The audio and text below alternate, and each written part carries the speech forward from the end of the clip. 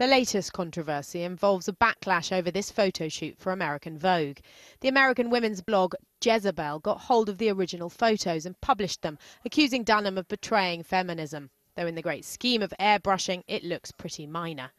Lena Dunham responded that Vogue isn't the place to look at realistic women, those you find in girls, with no airbrushing involved. Katie Razzle, so I spoke to Lena Dunham and I showed her a copy of that Vogue and asked what she made of it. Yes, that is a picture of me, apparently. Yeah. So, I mean, you've moved on. I mean, you're not living in that kind of dive with all that stuff all over the floor. No, and it's funny. I mean, there is stuff all over my apartment, but I am also on the cover of Vogue. So it's a confusing parallel. I am really excited about the Vogue cover. I feel like the magazine really gave a nod to who I am and didn't try to wedge me into any sort of strange glamazon territory that isn't appropriate to me. So, although you did come here with a hairdresser, a makeup artist, somebody who seemed to be fiddling about with your clothes. I mean, you got it. You've arrived. You're a superstar. Well, thank you. You know, it's funny. At first I was like, I don't need a hairdresser. I don't need a makeup artist. And then I looked at myself on television and I was like, I'd like to have all the advantages of the people of my profession. But surely part of what the whole Hannah character is that you play and which you write is that actually you're kind of utterly normal, down and dirty. Absolutely. I mean, Hannah's character, who's very close to me in certain ways, less close to me in others, is, I'd say she is in most ways a fairly typical girl. She is maybe at times more self-involved, more ambitious, a little angrier. I think the point of the entire show for me was to have girls on television who looked and felt like girls we would actually know, rather than sort of idealized, modelized depictions.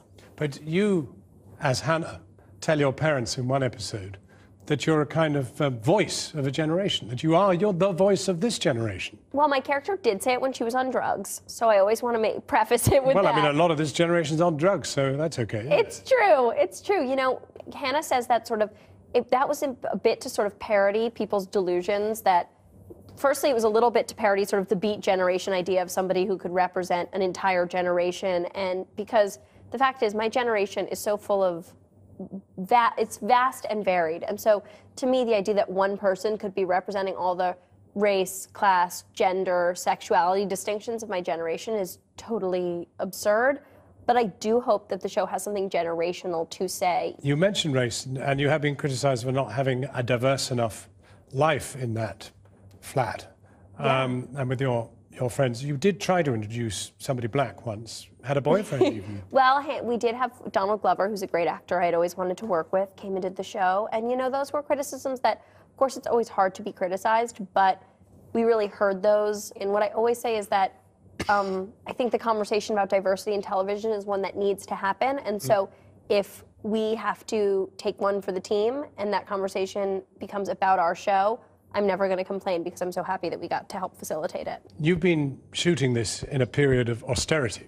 I mean, it may not necessarily always feel like that, but for a lot of people it is. Yeah. And I'm sort of feeling, in a way, we are peering into a middle-class consequence of austerity because everybody's kind of a bit dissatisfied with their jobs. The sex is a bit kind of sometimes unrewarding. It really is. Well, it's funny, my dad said something to me when I was first working on the show that really inspired the show, which is he said, this is sort of the first generation of Americans who can expect to do worse than their parents did. So I wanted to sort of talk about these girls who are barreling out of college full of hope and met with very little. I mean, if Sex and the City was kind of brash and kind of up, this is down and, as I say, dirty. Well, I like how that sounds in your accent, firstly. But secondly, I think we love Sex and the City. We were inspired by Sex and the City in that it really depicted female friendships and female sexuality in a revolutionary way.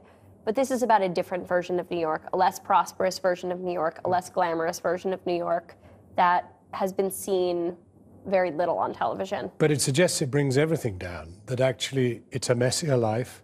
Yeah. The friendships are a bit more contorted. Absolutely. And the sex is dull. Yeah. I mean, I think that you try all sorts of things, but frankly, it doesn't get any more exciting, does it? No, it's And true. romance, where is it?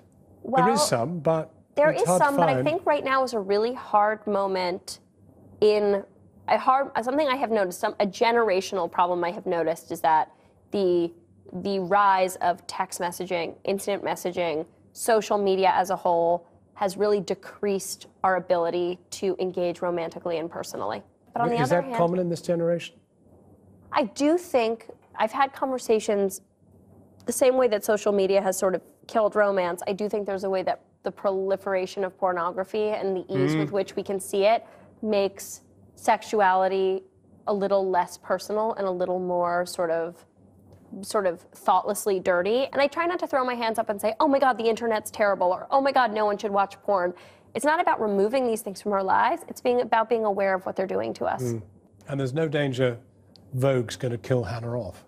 Vogue can't kill Hannah off. Hannah's too... She's not getting above herself? No, she's too uppity to get killed off by Vogue. Talking Vogue and sex with Lena Dunham. That's Channel 4 News. Good evening. Good evening.